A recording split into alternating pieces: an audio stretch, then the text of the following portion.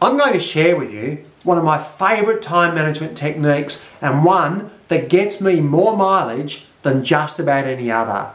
My name's Simon Tyson. I'm the CEO of The Real Learning Experience. So as I shoot this video, it's my last day in the office, my last 2.5 hours in the office before I go on leave for a month.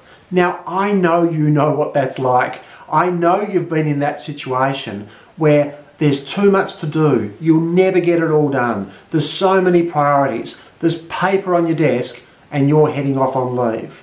How do you deal with it? Well, I think the answer to how we deal with it gives us a great insight into a highly useful management or time management technique.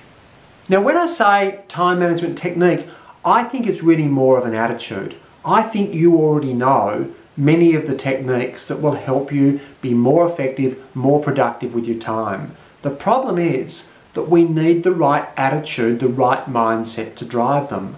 And the pressure, the deadline of going on leave actually helps us adopt that mindset. Let me tell you about my approach. I'll bet you can relate to this. Today, the last 2 or 3 days in fact, I've been a weapon.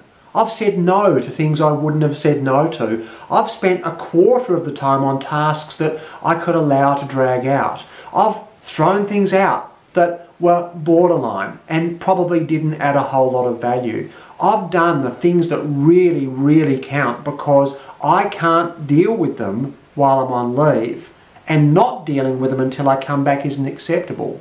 But because I'm dealing with those high priority things, some of the less important, some of the more trivial things have gone by the wayside.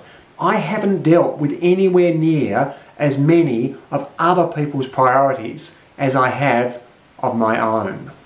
Now, all of those are great time management strategies. What's enabled me to use them so effectively over the last 2 or 3 days? It's simple. There's a deadline. I can't simply say about some of my really high priority and critical tasks, oh, I'll do that tomorrow, I'll do that next week, because in my working life for at least the next month, there isn't a tomorrow, there isn't a next week. In other words, if they don't get done today, they won't get done for a month. And when I look at those high priority tasks, that's simply not acceptable. But to get them done, the only way that's achievable is to clear out some of the other stuff. What this leads to me is this question.